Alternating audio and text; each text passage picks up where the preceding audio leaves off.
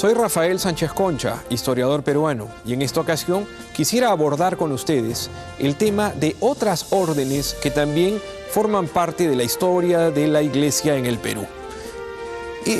Además de agustinos, además de dominicos, además de jesuitas, franciscanos y mercedarios, al Perú llegaron otros institutos religiosos, como fue el caso de los juandedianos, que arribaron al Perú en 1593 y cuya vocación fue la fundación de hospitales. ¿Por qué? Porque su espíritu estaba pues marcado por la ayuda al prójimo enfermo, es decir, era una orden hospitalaria. Otra orden fue la de los carmelitas, que aunque no llegó a conformar una comunidad importante, una comunidad numerosa, importante en número me refiero, también brilló porque hubo un par de prelados de este instituto religioso. También hubo benedictinos, justo llegados en 1599, el último año del siglo XVI. Hubo además trinitarios, que tampoco, al igual que los carmelitas, no conformaron una comunidad grande. Sin embargo, entre los trinitarios hubo dos obispos, ¿no? Dos prelados. El caso de Fray Juan de Almoguera, arzobispo de Lima, y el caso de Monseñor Morcillo Rubio de Uñón, que perteneció también a esta orden.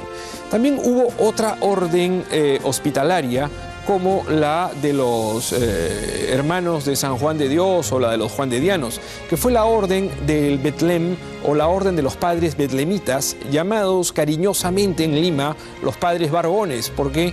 Porque se dejaban crecer pues unas barbas muy largas, ¿no?, que les cubrían todo el pecho. Los padres barbones llegaron en la década de 1670, es decir, en tiempos del virrey conde de Lemos, y levantaron pues justamente el convento que lleva su nombre, el convento de Barbones, extramuros de Lima, fuera de Lima. Y fue una orden dedicada a la divulgación del misterio del Belén, es decir, de la natividad de Cristo. También llegaron los hijos de San Francisco de Paula, los mínimos, y también fue una orden o una congregación dedicada a los enfermos y dedicada a la educación de primeras letras, en la educación de los niños. También en el Perú hubo oratorianos, pero los oratorianos no vinieron desde España o desde Italia. Los oratorianos se conformaron en el Perú y se adscribieron a la regla de San Felipe Neri, el creador de esta congregación en el Perú fue el padre Alonso Riero de Pastrana, que fue un clérigo secular, un sacerdote diocesano, que se sometió a la regla de San Felipe Neri y trató de imitarlo al máximo y de ser fiel pues a estos principios. Finalmente llega al Perú en 1709 la orden de los crucíferos o la orden de los padres agonizantes de San Camilo de Lelis, que es también una orden hospitalaria como la de San Juan de Dios. Esta orden brilló no solamente por el cuidado de los enfermos, sino también por el estudio de la botánica en el siglo XVIII, y varios de sus miembros se acercaron también a las ideas de la Ilustración.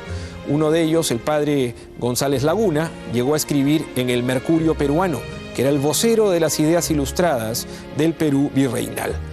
En la orden de San Camilo de Lelis, o también orden de los padres crucíferos, llamados así porque llevaban una cruz roja bordada en el pecho, destacó el célebre Isidoro Pérez de Celis, quien trajo al Perú las ideas de Isaac Newton, ¿no?, y las impartió en la Universidad de San Marcos. Bueno, en fin, tenemos pues varias congregaciones, varias órdenes, varios institutos religiosos, varias comunidades de hombres de iglesia que trajeron una serie de aportes a la historia del Perú virreinal.